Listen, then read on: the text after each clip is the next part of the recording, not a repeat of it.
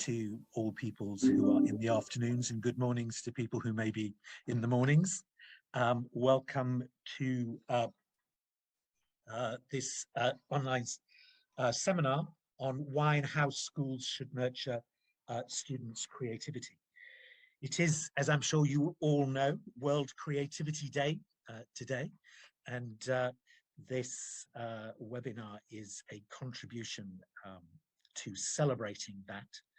And I think world creativity has never been in more demand than it is at the moment, with the many problems that we face across the world. How the webinar is going to work is that we will first have a discussion with the panelists, but there will be time given at the end to answer questions from the audience. As you have questions, post them in chat, and we'll then pick a few of them at the end to come to you and to put those questions to the panelists. My name is Paul Collard. I was the chief executive of a foundation called Creativity, Culture and Education, whose purpose was, and still is, as it continues, to nurture the creativity of children and young people around the world in formal education. Joining me on the panel is Alison James, who is the executive director of the Big Corporate Foundation, which supports NGOs in delivering educational programs to develop creative skills for underserved youth. We also have Mags Walsh, who's director of the Creative Schools program in Ireland. Creative Schools is part of the broader Creative Ireland program, which adopts a whole system approach to embedding creativity in education and out of education all across Ireland. And finally, and by no means least, we're delighted to be joined by Andreas Schleicher, who's the Director for Education and Skills at the OECD. And the OECD has, as most of you will know, worked extensively on the topic of creativity, including through its project on fostering and assessing creativity in schools and higher education. And it is the focus, creativity is, of the 2022 PISA assessment, the results of which I am looking forward to studying closely. So, without further ado, I think we will jump into the first questions. And I'm going to start with Alison and ask why you think creativity and innovation is so important for people and the economy. Thank you, Paul. Good morning, good afternoon, good evening, everybody, wherever you are in the world. Look, I think it's a fairly simple answer from my perspective. Creativity is the engine for innovation across all sectors and all domains. And certainly if I think about it from a business perspective, my own organization, BIC, I'm sure many of you know the pens, shavers, lighters. We are very focused on building creative skills within our workforce, because at the end of the day, we're looking to drive innovation in order to drive growth. Today's world is ever more complex, and organizations are very much focused on trying to find ways to build competitive advantage, to delight their customers. There's just a lot of complexity to deal with in the business environment, whether it's complexity because of changing consumer needs, whether it's technology that provides new opportunities. And so the bottom line is, the only way that organizations are going to continue to grow, be successful, is to have an innovation engine. And it doesn't matter whether you're making product or whether you're delivering service. You've got to figure out a way to have a creative culture in your organization. So I really think of creativity as the meta skill whenever we're inviting people to join our organization, a big part of what we assess for is creative outlook, and how do we think about bringing new thoughts and divergent thinking and diversity of perspective into the way that we're doing business. So it's just foundational and absolutely critical. Is it easy to assess creativity in people? You know, I don't think it is. I think that we all have different perspectives on what it actually is. And that's why, funnily enough, the work that Stefan and Andreas and team have done at the OECD, which I'm sure Andreas will talk about, is so important. Figuring out how we even define it, figuring out the different sub-skills for businesses it's not intuitive. And I think too much, especially in the business world, people often say, oh, creativity, that means I need to be a painter or an artist, or I need to be able to just create something out of nowhere. And frankly, that is a part of creativity for sure, but it's not what it's all about when you break down into the subcomponents and the skills. So it's not that easy, and that's where I think this combination of businesses working with researchers and education systems can really make a massive change in the world. There are good organizations that have developed, user-centered innovation training, design thinking training, specific processes to bring innovation and to bring creativity into the workplace. And frankly, my perspective is those types of training programs should be de rigueur, should be just automatically for all team members in an organization, not just the R&D component or the marketing component. So it's not that easy to act on, but it's imperative. Thank you. So Mags, coming to you. Obviously, the Irish government think that creativity and innovation are very important for Irish people and the economy. Why do you think there is such a cross-government support for this?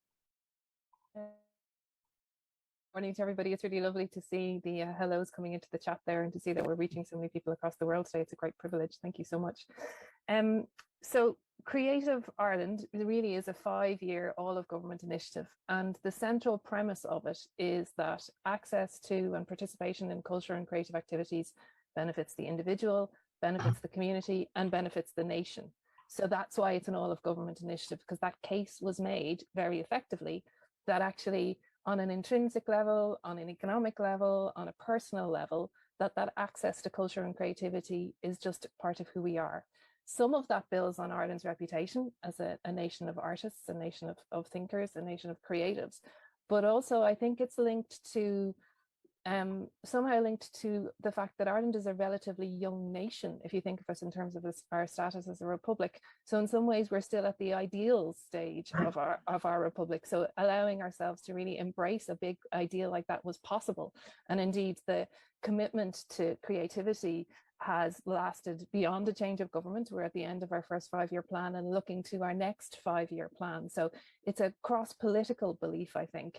And I think it speaks to something important in the Irish psyche about the role of culture and creativity and the arts, and the belief in that role for everybody. You mentioned that it's just coming to the end of the 5 years. 5 years is quite a long time. Yes. What do you think the program might have achieved by now? I think one of the things it is, and it's interesting that you have to start with the proposition that it's good for everybody, that creativity is part of it. You then have to prove the proposition, and then you particularly have to prove it if you're going to ask for another 5-year commitment to it. So part of its success, I think, has been in measuring, understanding, and monitoring what it is we mean when we talk about creativity, and monitoring the various aspects of it. I suppose it's also been ambitious. So we talk about creative communities, we talk about creative youth, we talk about a creative nation. So those big ideas have allowed it to kind of really bring in a number of key things within it.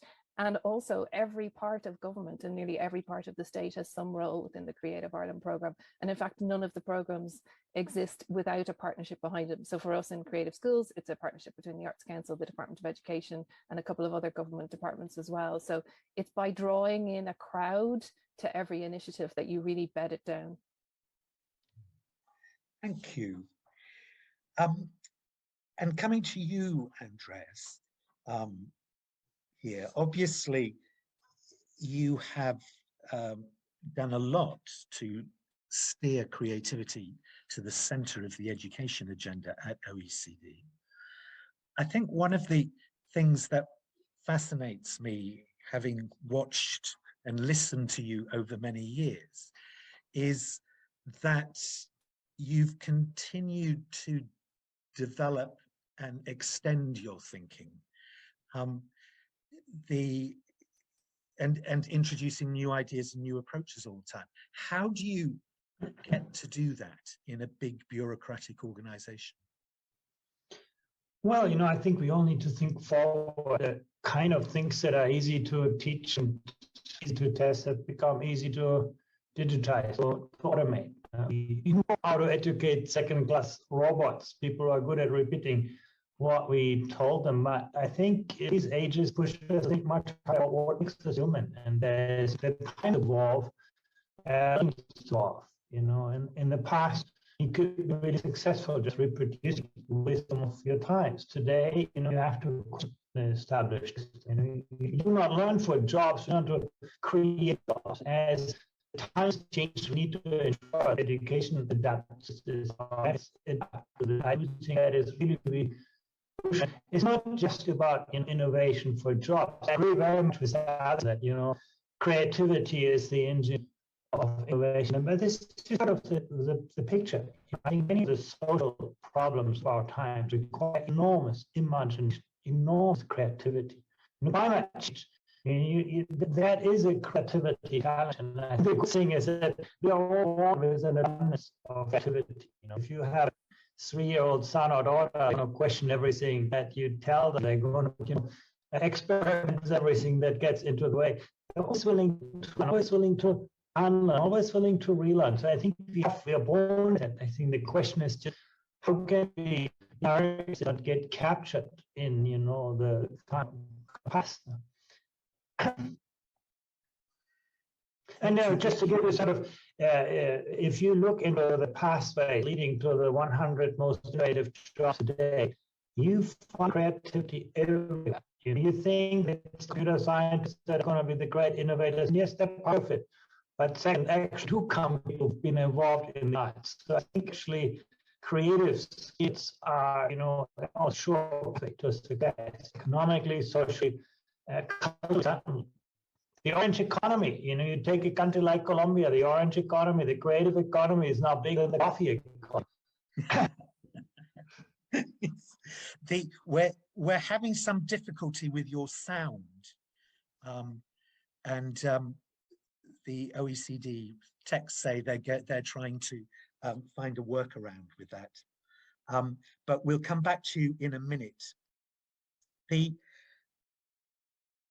So I want to focus more now on the role that education can play in developing people's creative skills.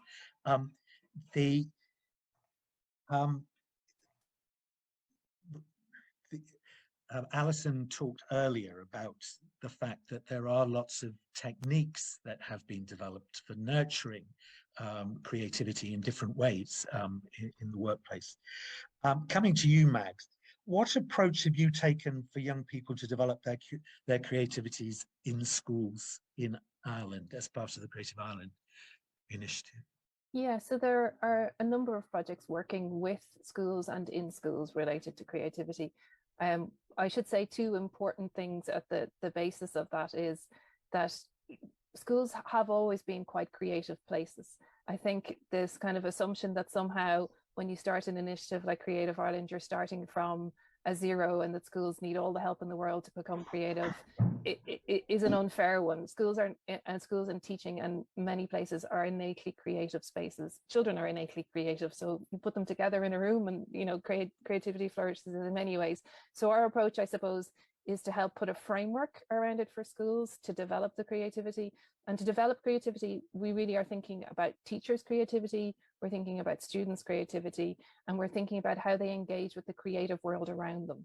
So Creative Schools, I suppose, is built on the premise that there is a three-way equal partnership going on in schools that participate in the program, between the students, between the teachers and staff, and between the trained creative associate that works with them for a period of 2 years. And really, they go on a journey. So they start by trying to understand and investigate where creativity is already in their schools. They might figure out where their strengths and weaknesses are, what their preferences are. They then engage in a kind of a listening exercise where every member of the school community is asked to input about what they believe is creativity, and more importantly, where they'd like to go with creativity. And then they develop their own bespoke Creative Schools plan. They work with us for a period of about 2 years to implement that. So it's it's a whole school initiative. It's very bespoke. It looks very different in every school that doors I cross at the moment. It feels different. It looks different. They're doing different things, but it's really relevant to that school. And I suppose the other part that's really important to us in the Arts Council is that children and young people have the right to participate in a creative and cultural life, that we're not in the business of giving them access to creativity now so that they become better grown-ups, or we're in the business of giving them access to culture and creativity as a right, as a young citizen of our nation, and that every child in our nation has that right, no matter what they choose to go on and do in their future life and their careers. So I suppose they're the kind of central ethoses of it, that schools can go on a creative journey supported by us in a framework, because it is the right of every young person to do that. That's very clear. Thank you.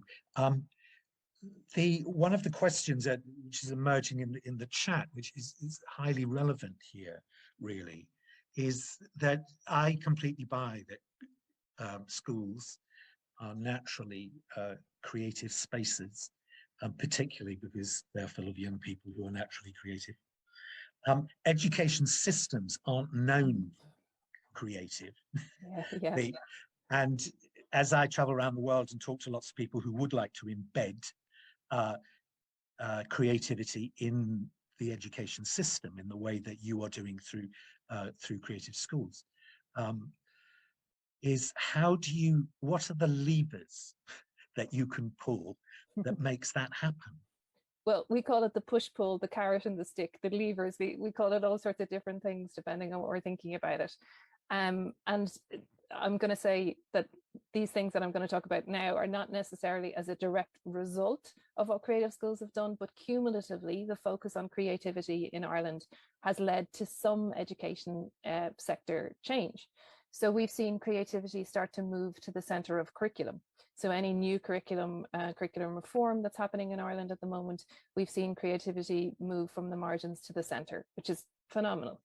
The second thing we've seen, I suppose, is around the evaluation and understanding of creativity. So we've seen creativity start to be adopted by our inspectorate, by the team of people who go and evaluate schools and assess their performance. So they're going to be looking for creativity. I think Andrea's work with OECD and PISA has had a strong influence in Ireland in that position of placing creativity within a whole school evaluation framework. And then the third thing is that you give schools the opportunities to explore creativity. So Creative Schools is one way of doing that. Continuous professional development for teachers that connects them to arts and creativity is another way. Embedding creativity into initial teacher education is another really key way. We've seen some developments around there. So the Arts Council supports artists in residence, for example, in all our initial teacher education institutions to enable students who are training to be teachers to have access to creativity. And it's access to their own creativity that we're interested in. It's all, teachers are fundamentally creative also, but sometimes we place all the priority on the creative opportunities for the children and young people. But actually, you have to unlock and understand your own creativity to be able to teach creativity and to plan creativity in schools. Thank you. I absolutely agree. Andreas, you've done a lot of work recently around competency-based curricula. And I can again see, as I travel around the world, a lot of countries are now developing and beginning to roll those out. Is it at the expense of knowledge? First of all, we're not really doing well. There's a lot of talk about embedding creativity in curricula, but we recently tested creativity at the ages of 10 and at the age of 15. And in every region for which we did, 15-year-olds scored worse than 10-year-olds. If I tell you this for mathematics, you didn't do worse in mathematics when they were 15-year-olds than when they were 10. You would tell me there must be something terribly wrong in schooling. But we accept that in the field of creativity. And one of the reasons why I do is because we, put those words into the curriculum, but we don't really have a shared understanding of what creativity is, how it articulates itself, what are the learning environments that actually foster creativity. That's really what our work at the OECD is about, to make it visible, to create rubrics. How do you observe it as a teacher? How do you design a learning environment that gives students agency? There's no creativity without agency. If you make learners passive consumers of prefabricated content, they're going to be compliant with the content. And unfortunately, that's what's happening. Creativity is not just about the arts. One of the things that disturbs me most, we teach science like religion often. We make people believe certain constructs and we make them practice, repeat, and so on. Science is an amazing, opportunity to learn creativity like the arts. And I think that's really, where we need to work on it. If we want to bring curricula to life, we need to give teachers better tools, better guidance on how to actually observe creativity, how to nurture it, how do you build that student agency, how do you give students more space. If you want to be creative, you have to give students room to experiment. If they experiment, they take risk. If they take risks, they make mistakes. If we do not have students learn from and with mistakes, we're not going to be so creative. But I think there's a lot more work done than just changing. Thank you. We're still getting a lot of problems with your sound, I'm afraid. Okay, I'm trying something else.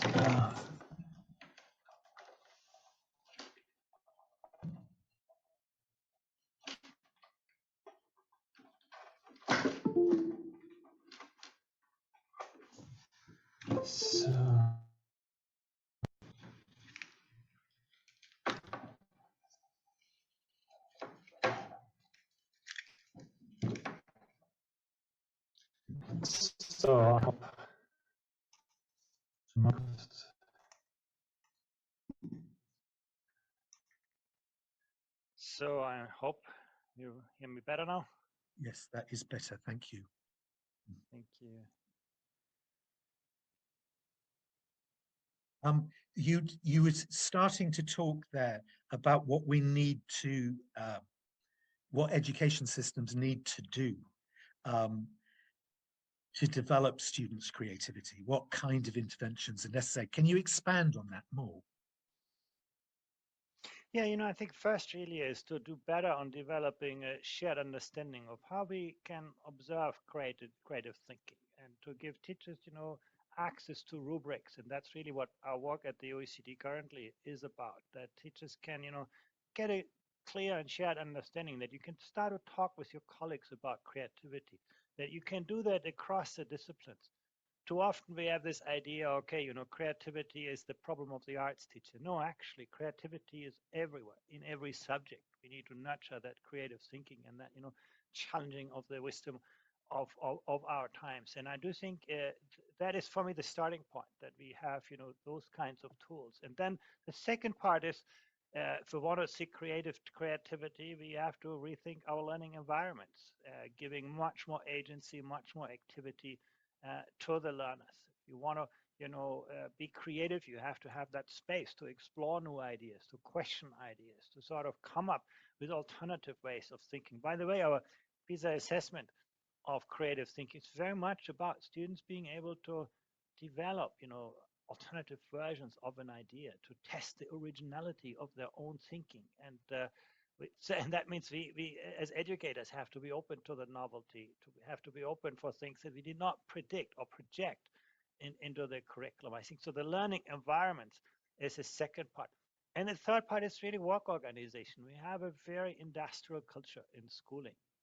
Basically we have a kind of one size fits all variant of schooling. And I think that's the third part, giving teachers more space to combine a greater sense of professional autonomy with a more collaborative culture. And it comes back, the sharing of ideas and methods. But again, we can actually, I think in education, if we're honest, we can really learn a lot from early childhood education.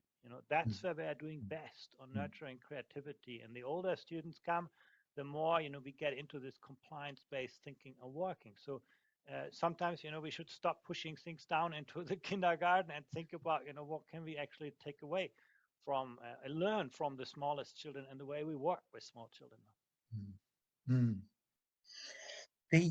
Turning to you, Alison, we're exploring in this part of the conversation what we can do to help education systems change and focus on this. What can you do at BIC? Well, I think I'll answer the question from BIC's perspective, but I'll also answer it from all employers' perspective. And my first comment would be to say that all employers actually, I think, have an opportunity to have more of a voice and to be more demanding of the education systems around the world. So at the same time, be also part of the solution. So simply showing up to forums, getting involved in those areas of policy, influencing the government entities and bodies around your world, especially where as an employer you have a large need for innovative individuals and creative individuals to be coming into your workforce. I think employers nowadays have much more of an opportunity to have a voice and to be involved. So I would call out to all employers to say, get involved, care, and work with your local policy makers in your countries. At the BIC Corporation and the BIC Foundation, we have a very particular focus. Our foundation focuses on providing access to quality education for all. So while our particular target audience is disadvantaged kids and youth around the world, we are focused more generally in increasing and improving the education of children all around the world. And our Sustainable Development Goals, for example, that we set in 2017, have a goal to improve the learning conditions for over 250 million children by the year 2025. So I think, again, that's a good example of BIC as an organization being very mission driven and deciding over and above the work that we do at the foundation, having an agenda that is a business agenda that also creates good within society. We're also at the foundation, our core bread and butter of what we do is we find and we fund not-for-profit organizations that deliver programs, usually in addition to what's going on in the schools. So these are usually out of school programs, but they deliver programs very specifically to promote the development of creative skills. So we feel that by focusing on the not-for-profits that are adding to the school curriculum, we feel that that can have a massive impact. But obviously, there's only so much we can do with so much funding that we have. The money runs out at a certain point. So we're also looking at different ways to scale and amplify our impact in the world. For example, through the new creativity community of practice that we've started and that we're promoting. Can you tell us a bit more about the creativity community of practice? Sure, yeah. So the idea is that if you look at the work that exists in creativity in the world, whether it's in schools or whether it's with researchers like Andreas's team at the OECD, there's a lot of information about how to embed creativity in education systems. There are a lot of tools, there are a lot of practices, but there isn't perfect transfer of that information and perfect sharing of that information across the world. So at some level, we feel that there's a gap between researchers and practitioners, between not-for-profit leaders and school systems, between educators, etc. And so the aim of the community of practice is to bring together people who are passionate about creativity in education and create essentially a coalition of individuals who are meeting right now. We've got a small group of just over 30 people, so we're in a very nascent sort of creation stage. And we meet once a month, and we have a focus on really trying to impact this body of work around creativity in education across multiple areas. So first of all, sharing best practices, sharing tools. We've had presentations, for example, from folks from the OECD and from creativity researchers. We are actually launching the creativity community of practice globally now. And so I'll put into the chat a LinkedIn group that people who would like to join us can connect to, and then that way we'll get everybody connected and they can join in our meetings. So really, we want to try and make the dissemination of information much easier. We want to try and inspire people to create connections across the world. And we really feel that as we pull together as a community, we can impact policy. We can do much more to upskill the educators. I mean, the teachers that I talk to are incredibly busy and incredibly resource constrained. They've got their core curriculums that they're so focused on with the assessments that around the world they're having to deal with.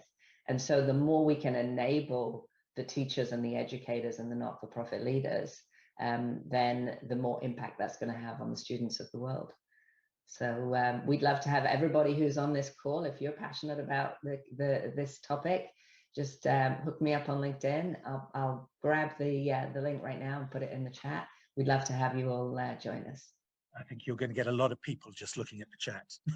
Great. Because there's a lot of interest there. Looking at the chat, and also from my point of view, there's a question, a fear really, that the creativity agenda is beginning to slide away a bit. We were, I think, particularly with all the work that OECD was doing and the way they linked with governments around the world. About 2 or 3 years ago, I felt there was a real high point of people talking about creativity and wanting to do something about it. And so my question to each of you is, do you think that in fact a greater focus on vocational training, fears about numeracy and literacy, and of course COVID, has rather pointed schools and education systems away from creativity, and it's not as hot an agenda item as before? And I'll start with you, Mags, on that. I think there's no doubt that schools and education systems have been under the greatest pressure over the last couple of years, than for a very long time. I also think schools are always under pressure. They have a vast amount of responsibilities. They have huge things to achieve. They have to care for the well-being and welfare of vulnerable people day in, day out. So there's always that. Whether there's a swing away from creativity, I'm a natural optimist, Paul, you might know that about me. So I think maybe we're in the second phase of the discussions about creativity. So we've marched through the first phase, which is creativity is so important, it's so great, it's, and everybody's getting on board with it. And now we're into the second phase of, well, what is creativity anyway? And that kind of unpicking and understanding and unknotting some of the assumptions that you have to make when you want to make a jump forward, like the importance of creativity. So I think we might be in that phase. I And I feel will hold a lot of the strength that I mean, speaking from the Irish perspective, will hold a lot of the strength that that initial ambition has given us. We'll have more interrogation, and of course, something else will arrive into education, which will distract and which will take attention away from creativity. But fundamentally, for me, in things like curriculum reform, in things like initial teacher training, the kind of place of creativity where it is now is still far improved from where it was, and I don't think we'll lose too much ground. I think we'll have to demonstrate better. I think we'll have to communicate better about creativity. Some of the communication around creativity is so vague that I really understand why people who aren't engaged in this area are not tuned into us, because we use incredibly vague language. Sometimes we're not precise in what we're talking about, and we're not always good at explaining our impact. But I think we might get a small bit of pushback, but I don't think we're going to cede the ground. Andreas, what about you? Is creativity waning?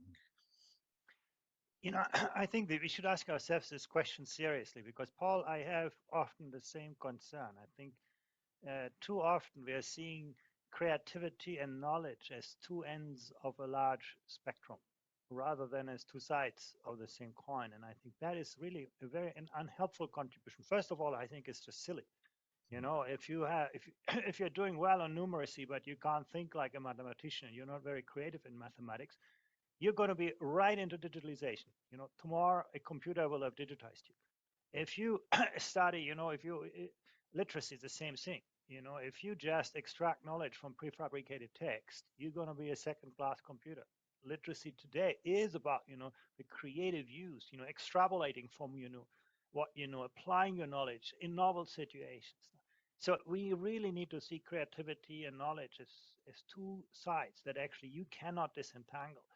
I would be fair on vocational education, though. You know, I actually think vocational education often does a lot better than academic learning in fostering creativity. You know, I think the only way you do not educate people to be creative is by having them sit in the classroom and having a teacher talking to people. Creativity comes from doing, and actually in vocational education, you work with real people, you work on real problems. You have to be creative about, you know, novel solutions. When you make mistakes, actually, you see the consequences of those mistakes. Actually, I wish that more of learning in our schools would be more like vocational education, integrating the real world and the world of learning much more thoughtfully, bringing more people from the real world into the world of schooling. I think that's really what's at stake. But I want to come back to your question, because I think we should not just dismiss that. Oh yeah, creativity is important, everybody understands, therefore it will gain traction. No, particularly after this pandemic, there are a lot of people around who says, oh, we lost a lot of learning time, you know, we just have, you know, now fewer opportunities, so let's just focus on the basics, you know, teach people how to read and to do numerate. I do think the only way to get around this is to become better on the metrics. We need to see that outcomes of creativity much more clearly. And I'm really optimistic. You know, one of the things I learned from Stefan's project on creativity is that it's not rocket science. You need 2-3 units and you can change the needle. You can, you know, change that self-efficacy among educators. I can do this. It's not that hard. Actually, I see my students learning differently. Actually embedding creativity, once we have, you know, good shared understanding, good rubrics, good ways to observe it, it's actually easy to embed into teaching and learning. And I think that's really the angle. If we do not make it visible, it will be drowned. You know, people will only focus on things that they can see. And therefore, I think that's where we really need to put much greater emphasis, because otherwise, I do believe there's a risk that it will actually diminish in importance, despite, you know, in the real world gaining in importance. Alison, same question. I don't think that creativity is waning. I think actually we're expanding our definition of what it is. And to echo what Mags and Andreas were saying, creativity pervades every single form of and every single topic within education. So I think that the old perspective of creativity was it's linked to the arts, it's linked to the classic creative writing, painting, drawing, sculpture, etc., etc. Now I think there's a much better understanding that, across all topics and across all functions and subjects. Creative thinking is what we need to be building into our students. And what I would say is the way that teachers can give agency, to echo what Andreas was saying earlier, give agency to their students, that's going to, if you like, really be a precursor to what those students are going to find when they're in business and when they're working in the real world, so to speak, after they've graduated from their education processes. So the more we can think about what's the day-to-day environment like in the school systems, and the more we can think about, well, how can that day-to-day environment replicate what actually goes on in the working world, then the more successful we're going to be. And what that means is you've got people coming together to collaborate. You've got people trying to solve problems through using creative processes, using divergent thinking, using really basic techniques like brainstorming.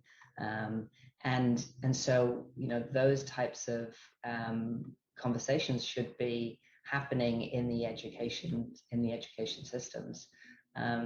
So I think the other thing I would say is that there's now a much bigger recognition that some of the rote work is going to be taken out of the workforce. And what I mean by that is anything that is systematic, repeatable, can be done through machine learning or artificial intelligence. That's no longer going to be a part of the work that students and young people will be doing as they enter the workplace. So in fact, it puts a premium on a young person entering the workplace to be able to not just follow instructions and do work as they are told to do, but to actually be self-determining and figure out how to do their own work. And some of the most successful organizations that are out there today are ones that are really giving a lot of space and openness to their team members and to their employees, such that they can have their own determination of not only how are they working, but even what are they working on. And that's where the innovation is coming to be incredibly strong for those organizations. So I don't think it's waning at all, in short, Paul. I think what's interesting, you've all referred to this, is that the real world recognition of the importance of creativity is very strong and gets stronger. And it is a question, as you were saying, Alison, earlier on, of saying to the real world and the private sector and all those players, start a proper conversation with education about what you need and so forth, as opposed to leaving it to education to decide what it is you need and to educate according to that. So this kind of public-private partnership is probably really important for ensuring that creativity does not slip down. I'm going to pick some questions. So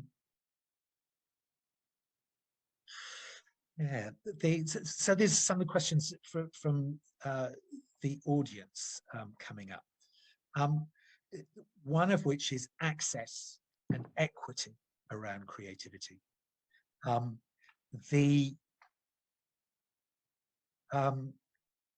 How do we ensure that there is access and equity so that it's not just the most advantaged pupils who get into schools which are the most creative, if you see what I mean? How do we spread that around? And I'll go to you, Andreas, first of all. Well, first of all, I think it's a real challenge. We see that not just on creativity and critical thinking, but also on virtually every dimension of social emotional skills. That is often the differentiator of advantaged schools. It's not about 3 points more in mathematics. It's precisely on those character qualities and creative opportunities. So I think the challenge is real. And I think the answer lies in making the extracurricular the curriculum. Often we treat creativity as something that, isn't part of the core mission of schools. Therefore, we can make it optional for those who can afford it. And I think the answer lies in, building some of those extracurricular activities much more closely into the core curriculum, not by adding them, but by making this, part of the task of subject matter teaching. And that's really the way we approach this in our project on creativity and critical thinking. We embed that in regular subject teaching, looking at how we can foster, creativity, critical thinking skills as part of regular teaching. I think that's our only chance. If we somehow have this idea, well, yeah, in school you learn math and science, and then afterwards you have to do something extra, the disadvantaged are always going to lose out on this. So I think the answer is not very difficult. And by the way, I'm firmly convinced that all sides will gain.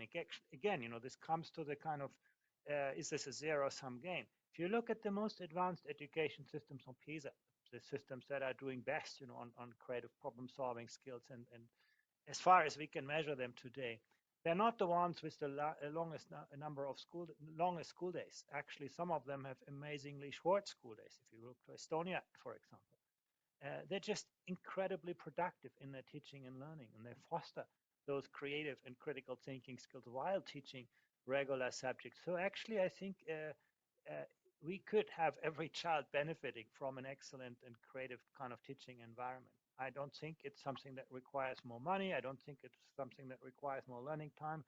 It is just about reconfiguring our schools much more intentionally around those creative skills.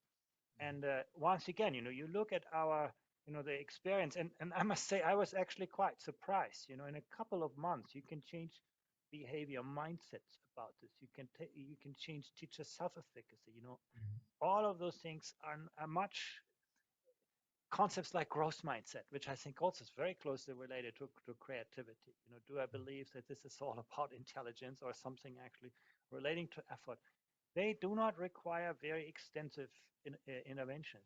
They are really about, very, very practical kind of tools. So I think every child could benefit in our current systems from a very creative learning environment. Mags, what role does equity play in creative youth?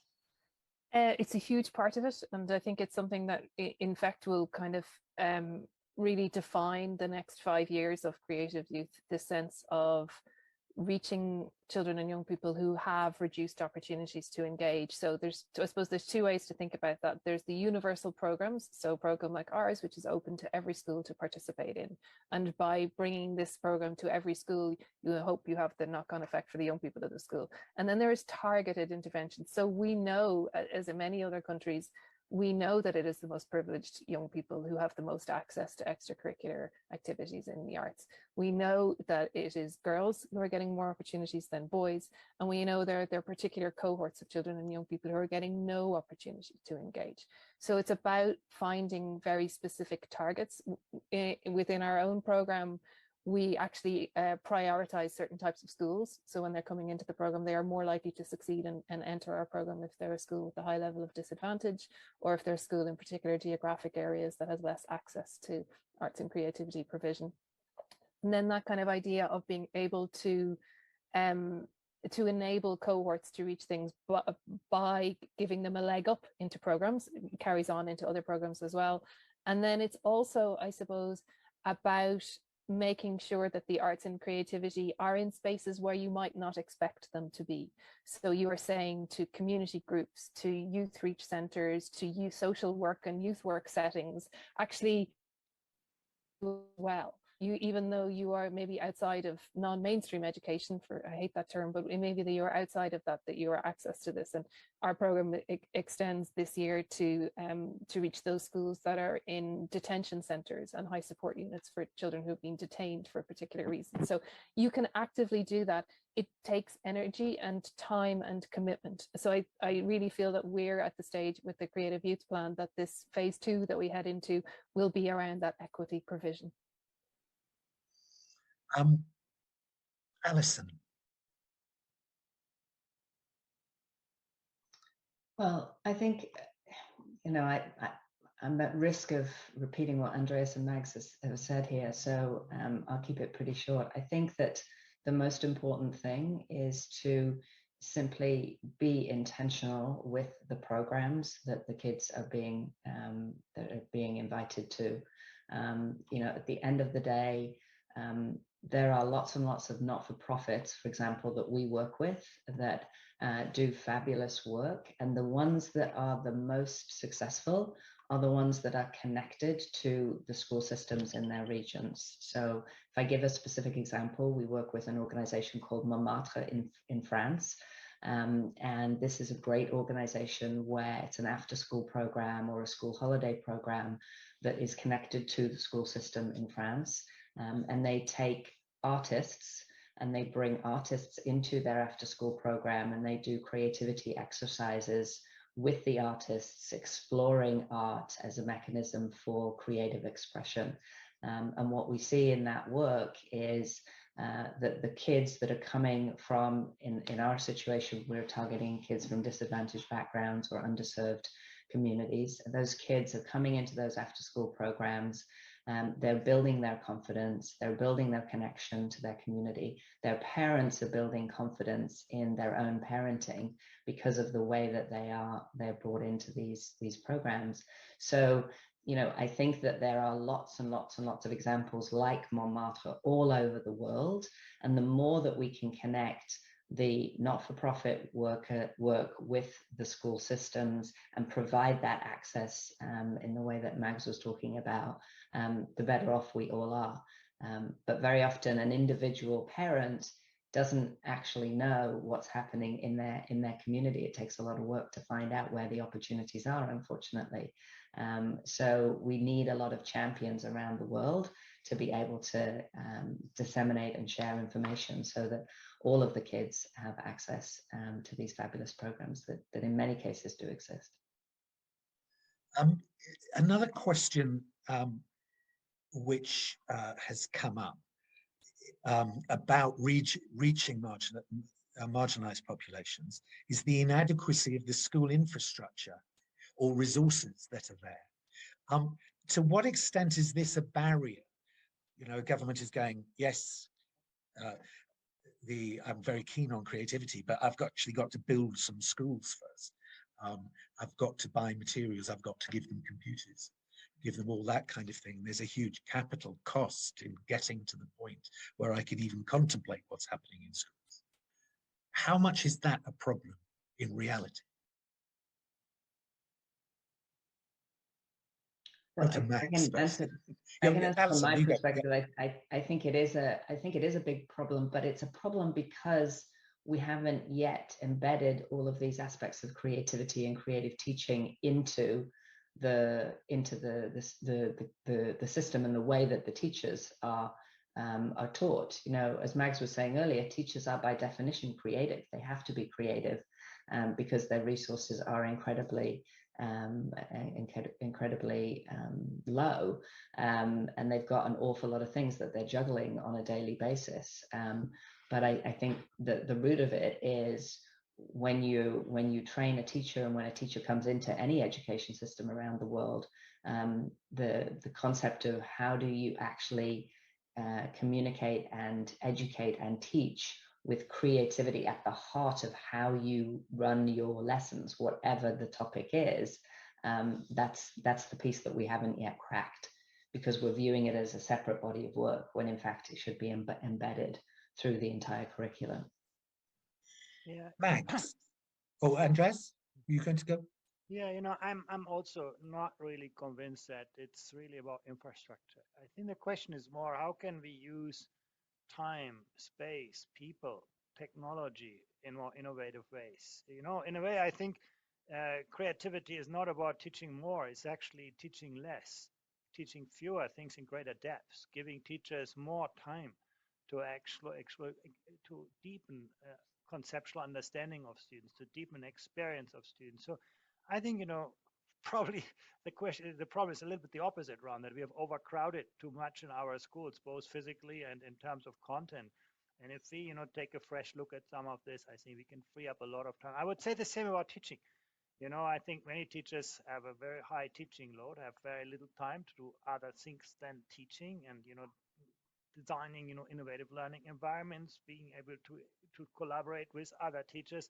I do think we should rethink, how do we configure, those kinds of things within the existing envelope. And once again, the volume of teaching time doesn't relate to either creativity nor many other outcomes. It's really how we use that student learning time. So I believe in the current, envelope, there's a lot more scope for this. We have to have the courage to give up things that we teach today that actually have no relevance to our children anymore. When did you last use trigonometry? What purposes calculus has? I think there's a lot of stuff that we teach because it was useful 300-400 years ago. We take more courage, to think about, what is of enduring relevance? What's going to actually foster those knowledge, skills, attitudes, and values that are going to matter in the long run? I think we'll have a lot of space in the current environment to do much better on creativity. Max? Yeah, I might just say one quick thing on the infrastructure at the other end of the scale, which is kind of a micro example that we've seen in schools over the last number of years. When our schools come to think about a creative project or what they might do in their time, we have seen a blossoming of schools that have created a space outside for creativity. So we have seen students come together with artists to co-design a space. They have all been flexible, outdoor, bright spaces, something as simple as a willow tree structure, or very small. They aren't big, they aren't expensive, but we have seen that kind of space is what the students were craving. And then when that space was made, all these other creative activities flowed into that space. So while of course schools need infrastructure, it is interesting that when the students were given the choice, they wanted to go somewhere completely different to be creative. Absolutely. I certainly think that the infrastructure question, the lack of infrastructure, is a huge opportunity. We've created an idea of what a school is, and we've taught teachers that that's what a school is, and it has, a teacher for every grade. It has specialist teachers for all the different subjects. It's got big buildings, it's got computers, it's got a library, it's got loads and loads of stuff. We've been doing a lot of work in Thailand recently, and I've been visiting some of the schools in the remote rural areas in the north of Thailand. And there's one school where I visited, and the head teacher will always say, we haven't got our full quota of pupils, of teachers.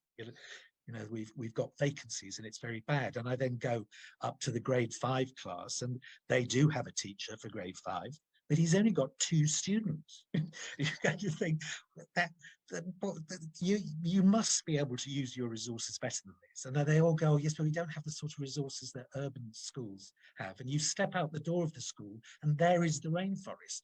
Everything that you teach in the curriculum could be taught in the rainforest. You don't need the school, in a sense, to be able to do that. Creating the space intellectually and physically needs a lot more creativity from the teachers. And I think we have to start giving different messages about what is essential for a school. What is the essential curriculum, actually? What are the essential resources, but what can you use just by stepping out your front door and making things like that happen? We're virtually at the end of our time now. I'll give you each 1 more minute if there was another point you would like to make that we haven't covered, starting with you, Andres. Well, just based on, this infrastructure thing once more, small children do not become more creative by stuffing their playroom with more and more toys and more sophisticated toys. Actually, the absence of toys makes them most creative. And I do think really giving teachers more space to actually redesign the learning environment, to think about, how do I sequence learning? How do I work with my colleagues? I think less is often more on that. Max? I might conclude with a lovely statistic that we got back from some research we're doing with children and young people at the moment, and 85% of them consider themselves creative. it starts to wane as we move through the ages, but they are and will be creative beings. Even if all of us here don't do the job, the perfect beat that we want to do around embedding creativity in education, there is a, they are innately creative, and it's our job just to facilitate it. Alison? Wonderful. And I would also just invite you to join us as well with our global brainstorming competition that's kicking off today, Ideas World Cup. I put the link in the chat. We are essentially running brainstorming events all around the world, and you can run your own event or you can join one of our events. Over the course of the next month, we're going to be ideating on the very topic of how can we inspire creativity in education. It's a global competition, kicks off today, and there'll be a closing ceremony on the 27th of May, where the best idea will win a prize of some free training and consulting to implement your idea that you've come up with. So check it out, and I hope to see many of you on the webinars that we've got going later today, as well as over the course of the coming weeks. Thanks very much. I'll just end with a story. We were working in a primary school in England who'd been promised money for a brand new building. And then at the last minute, with various government cuts, it was cancelled. They weren't going to get a new building. And we did a project with them. We said, well, let's think about how we can use your building better. And the first thing is you should go through everything you've got and throw away everything that you don't think is central to education. But you've got to do it with the children, if you see it. Decide together. And the head teacher agreed to this and took the whole school off curriculum for 2 days, whilst they went through every cupboard, everything, throwing away everything that was not essential to education. And we employed a couple of artists as all this stuff gathered in the playground, who turned it into this wonderful artwork spontaneously out of all that material. And it was absolutely fascinating how much they threw away. And also the children's views about it. So, for instance, the children threw out the teachers' desks.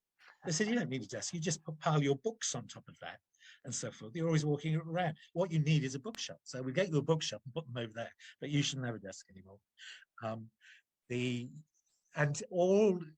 It was amazing what they found. And I think, I mean, Andres, you referred to it, schools are sent so much stuff now, and encouraged to acquire so many toys.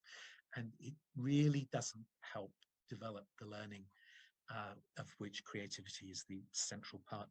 Thank you all very much, everybody. Thank you for all the questions and the comments and the thoughts. There was so much in the chat room that I would have liked to